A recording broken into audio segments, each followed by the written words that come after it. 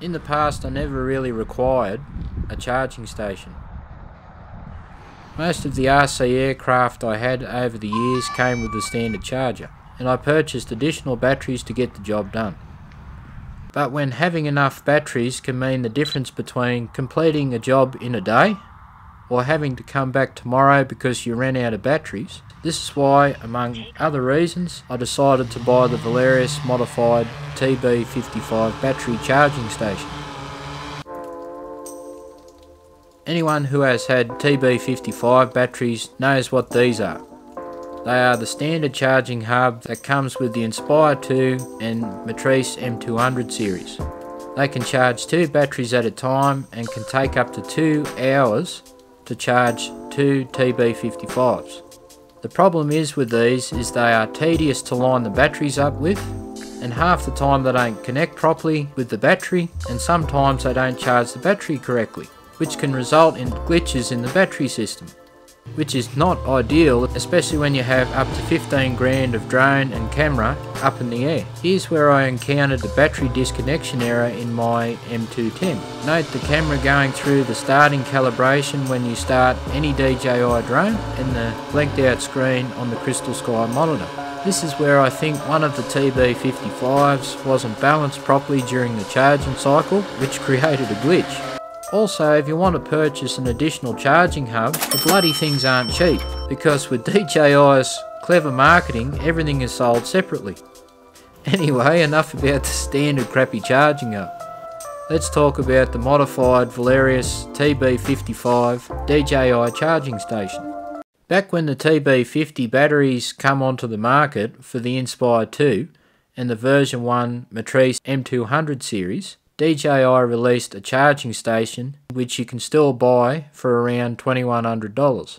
When they released version 2 of the Matrice M200, they created the TB55 batteries. DJI didn't build a charging station for the TB55s. So this is where Volarious modified the said TB50 charging station to accept the TB55s, which costs around $3,000 Australian. And I believe DJI released a charging station for the new M300's TB60 batteries, which is around $1,800 Australian. Seriously DJI, what about the TB55 users? First thing I notice is the charger is all integrated in this sexy SKB Pelican style case. It also has extendable handle and wheels. To get an idea of the power consumption, I ran it through all the modes and it didn't draw any more than 750 watts, which at 240 volts is around 3.12 amps. So what's included? Well, obviously there's the charging station, and it also includes an AC cable, which is the Aussie 240 volt version, 2 other DC style leads which are identical, and these are either for the WB37 charging hubs or you can charge the standard DJI remote controllers. It has 2 DC charging ports and 2 USB ports to charge portable devices. You can fit up to 4 sets or 8 batteries.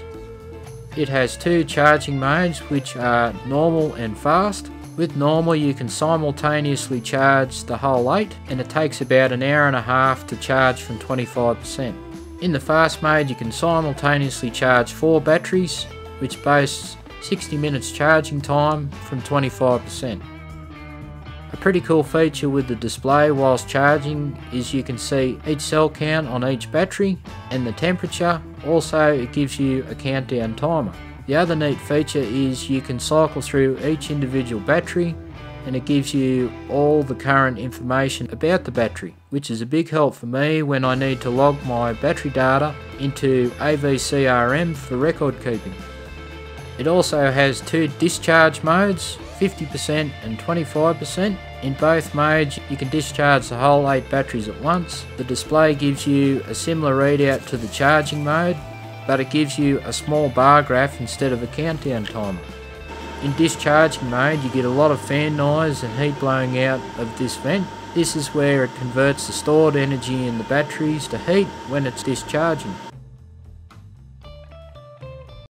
So what do I think about the Volarious modified DJI charging station for the TB55 batteries?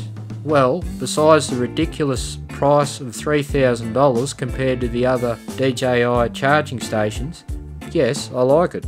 It's a solid, good quality piece of equipment like most DJI stuff nowadays, and it's miles in front of the standard crappy charging hub because you can be sure it is charging the battery properly. It clips into the battery mount and it's solid.